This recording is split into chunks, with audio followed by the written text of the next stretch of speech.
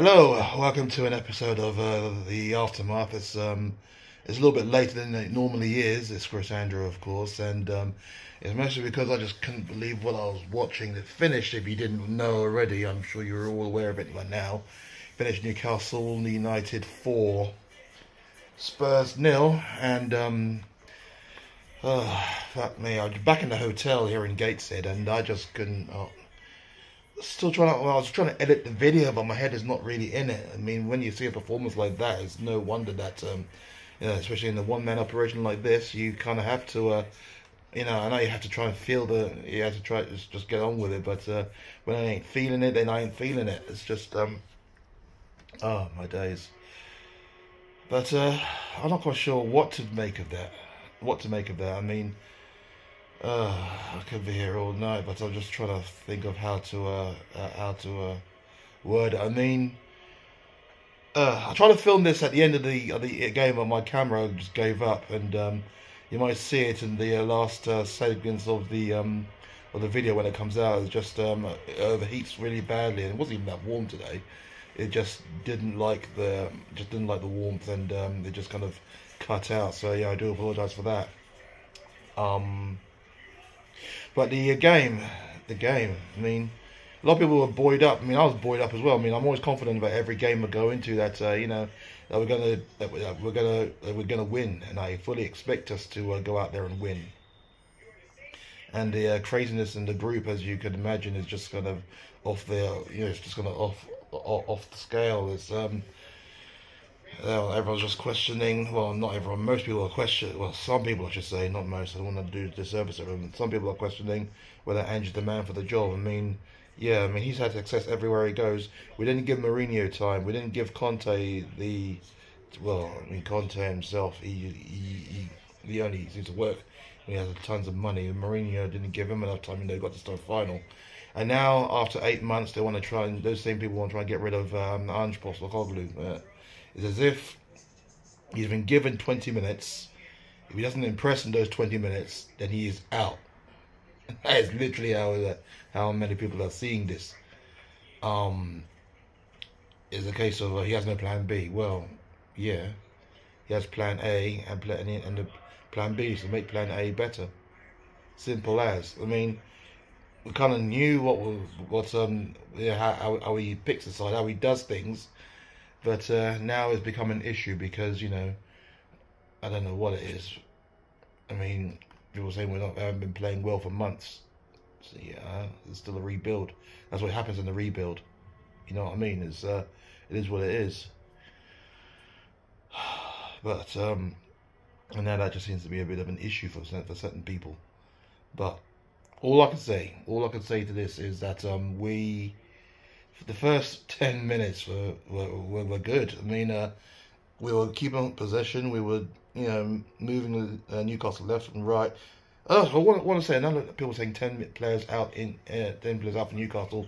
It's still a very handy side. I mean, you can't really call that a B or a C team, can you? I mean, they had Jacob Murphy, they had Gordon, they had Bruno Guimaraes, they had Alexander Isak, God's sakes. Dan Burn, who was their captain. They had, okay, so they don't have their first choice keeper, but still, they had a very good side out there. They even managed to bring Livramento off the bench as well. He was an England under-21 international. So they had a good side, a very good side, and we started very well. I mean, we were playing very well, doing our thing, moving them left and right, trying to create that space,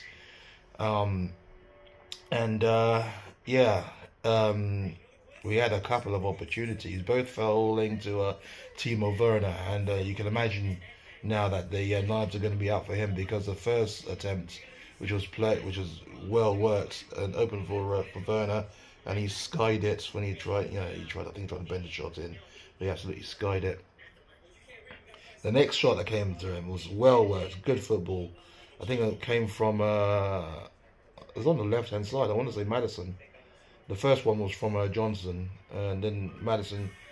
I think because I haven't watched the highlights, so I'm just trying to remember on top of my head.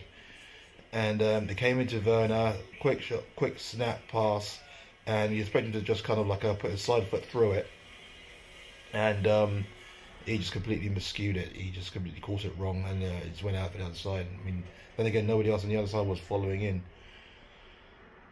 So that was that, and then you had there was a guy in front of me just screaming, shouting, "Spurs fans want to sign him! Spurs fans want to sign him!" I mean, it's as if he has not had any goals and assists so far.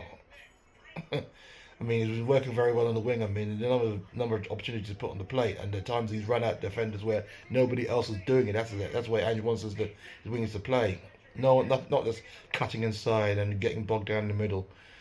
So I just knew that was going to be an issue, especially against him. You know, for certain Spurs fans, I mean, they don't just need any excuse really to jump on his neck, and that's literally what's happened right there. What's happened. But then, yeah, and then we did play very well, but you notice that I said that those are our best two chances in the opening 15 minutes, and notice that none of them hit the goal, and that was the issue. Having all these shots, loads of possession, none, and the keeper was not worked once. I mean, last week we saw a lot of the players taking shots from distance. We didn't even see any of that this time around. Nobody was taking any shots from distance. And this is when Newcastle kind of hit us on a bit of a counter attack. I mean, the ball comes into the middle. Udogie is tracking back. He's up against Gordon, and he just wasn't. I mean, I thought it was a foul, but then looking at the replay in the stadium, it definitely wasn't. He just was not strong enough. He was just brushed off, and he just fell to the ground, and that allowed Gordon to just take the ball in. It was a lovely, nice little pass into Isaac, and Van der Ven was just sat on his ass right there. I mean, just one little shimmy, and he went straight. Van der Ven just went straight past him and fell over. For all his pace, that was kind of illuminating, and then it was easy for Isaac. He just kind of slotted it in after that, 1-0, and then we didn't even get a chance to just go and set ourselves properly before you know, for some reason, literally 48 seconds later. That's how it timed to me. I'm just presuming once the celebration is done, and then the kickoff. From the celebration to the kickoff and then to the incident, it felt like 48 seconds. Might be even shorter, who knows. But the ball comes in, and this is how close I was to missing it. And then the ball comes in on the right-hand side, so not even in the penalty area, on the right-hand side of the pitch, near Porro's side. Somehow Porro decides to then just launch the ball from the throw-in area back into our penalty box. I'm trying to rack my brain to think why was he. I mean, he was under pressure, but then clear it or play it down the line or put it out if you have to. But from the edge of our area, then launch the ball back into our penalty area, where Gordon was all alone. Well, he wasn't all alone. He had Van der Ven for company. One shimmy and Van der Ven's on the floor again. They just had all the entire penalty area to just slot that one in, and yeah, that was that. That was 2-0. They then had another couple of opportunities. Newcastle, Guimaraes, I think, had one. Gordon as well. I mean, this is when the corner started racking up, and wow, the defending from corners. I mean, I knew it was kind of, you know, an issue at some point, but but I just didn't know that that zonal marker meant nobody move, and that is the issue. I mean, there's so many times that ball gets swung in on the set piece, and blimey, you know, the attacking players all alone in the penalty area.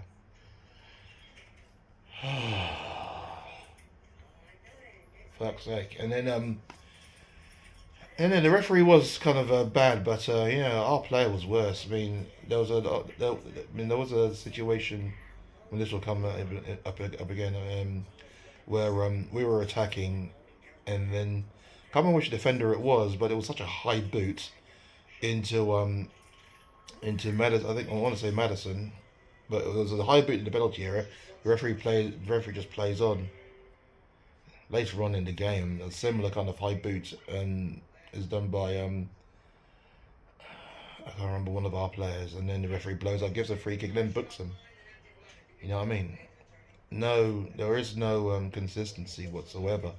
I mean, they take game to game. This is half to half, you know. But anyway, Newcastle deserved to go in 2-0 at half time, and you have to say that that any good start that we had was just completely dissipated. And that was literally the first half. That was the first half right there. And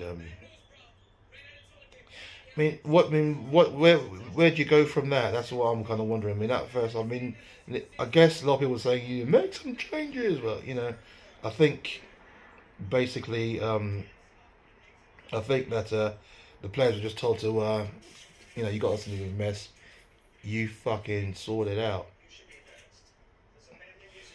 And it didn't even last that long in the second half. I mean, literally within 5 minutes of the fucking restarts, Isak is fucking, he scores a third goal. I mean, I'm trying to remember how it all kind of came about. Yeah, it was just we were attacking, and then fucking, you know, playing the pretty passes. No one taking a shot. He didn't get tackled, and then there was a long ball, a long pass.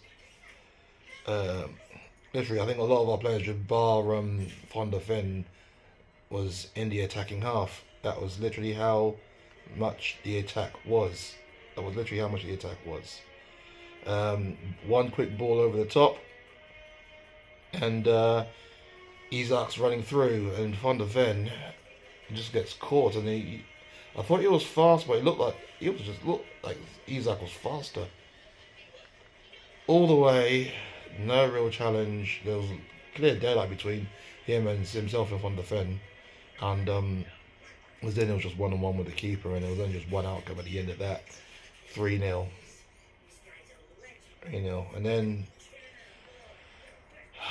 And then, well, Newcastle then just kind of played around a bit. Guimaraes there with a bit of skill, just kind of toying with us after a while. We then make the changes. Kulusevski then comes on. Who else comes? Son was pretty much non-existent. I'm getting a call right here, but I'm gonna. Yeah, sorry about that. Just interrupted by a call there, but where was I? Yeah, and then that second half was just kind of completely messy. It really was. It was. I mean, they were just kind of they're just playing there. I mean, we make the changes. Kulusevski then comes on. Son was having a really, really poor game. I know he's playing up front by himself, but not by himself. But just use a focus. But the balls was bouncing off him each way, and then it was literally just a case of nothing was sticking, and he wasn't playing well himself either, and it was just poor throughout. He then comes off, and the guy in front of me was actually booing him off the pitch. Went off after 58 minutes, so there's the earliest I've seen Son come off.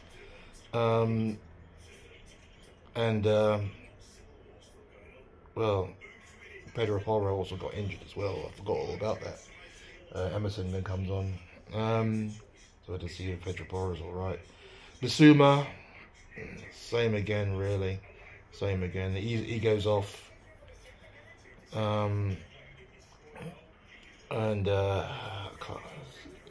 This is just so painful. I can't think who comes on for him. Yeah, Bissouma goes off. Let me have a quick look there to see the team, because I have literally no recollection. It's just okay. So yeah, 3 players come on. Bissouma goes off for Hojbjerg. That's it. Yeah, Hojbjerg played okay. He did. Sarr comes on for Rodri. Wasn't it? Rodri, good touches and stuff like that, but yeah, it wasn't making too many things happen. And then Son comes off for Dejan Kulusevski.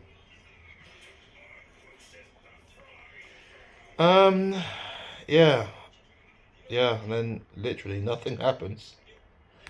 Nothing happens. I mean, we don't. I mean, Newcastle are very content. They just sit back and just say to Spurs, "Come on and do something," and we can't do anything. We really can't. But but then they score their fourth goal with 3 minutes to go. Fabian Schär with a unmarked in the penalty area from a set piece, and that was what I was talking about before earlier. Unmarked. It was absolutely piss poor. It really was. I just have no fucking. I just don't know what to say. I really don't. I really fucking don't. Guy in front of me there said something to try and bring Levy into it. I mean, I know if something goes wrong, that's literally the first thing that these people are going to do. Talk about Levy as if he's the guy on the pitch. I mean, people are no, I don't want to go down that route. I don't want to go down that route, you know. You're always going to get the Levy outers, and it doesn't really matter. I mean, already in the group, people are talking about whether Ange's the right guy. And that just pissed me off to the point where I just now just decided to just lay low on that. But on a personal note, it is absolutely annoying, really. I mean, that's two visits in a year to St James's Park, and we have only scored one goal where we conceded 9. Hey, I mean, what can you say to that, man? What can you say to that? I mean, who could say played well? Defensively, we were shocking throughout. I mean, Van der Ven was a saving grace, but saving grace usually, but he was nowhere near the first 3 goals. It was a poor team effort for the 4th goal. But yeah, I mean, the doggy played okay to a point, but then even he got, like made a couple of rash errors. Romero was. Apart from slowing the initial game down, he was nowhere to be seen anywhere defensively. Porro, obviously off injured after 58 minutes, but what could we say? Emerson came on and tried to do his bit going forward, but yeah. Bissouma poor again. Rodri mixed. I don't know what to say about that. Madison poor. Son poor. My days. And what else? Johnson tried his best, but wasn't too much in front of him. And Werner, if he put at least one of those 2 chances away, we'd be saying good performance. But I know people will focus on that. And then even after a while, his attacking down the left was kind of drying up. Nobody had a good game. Nobody did. Vicario, I guess, too rooted to his spot in many instances. I wouldn't say it was at fault for the first 3 goals, but maybe should be more combining in a little bit. I don't know. It all just blurred into one after a while. So what do we do? I mean, I am not too. I mean, I knew this season was going to be a case of rebuilding, and so I wasn't that impatient. I mean, once the idea of the title went out of my head, that was literally it. Done and dusted. Look forward to next season. It is a case of, but so we shall see what happens in the summer. I'm okay with that. I'm happy with that, and that's what I have said before. That is what I've said. So this is why I'm very cool with it all. I know, and this is why I am angry to the point where people are saying that, this manager should go, and any excuse to try and bring Levy back into this. That's why I don't care. But the only thing I can do now is to have a little nap before my late night coach back to London. It's a women's semi-final tomorrow, so that's all I'm thinking of. But I can't keep coming to Newcastle just to see us get hammered. And you might not be able to hear it properly in the video because that part of the video is corrupted. But the Geordie Status thing has happened again. Tottenham Hotspur has happened again. And I'm very aware it's happened again. Thank you very much. But what can one say? let me know what you think. But yeah, I'm just gonna get a little bit of a nap. I'll have dinner, then a nap, and then it's yeah, then it's the game tomorrow. The semi-final. Let's see what happens, eh?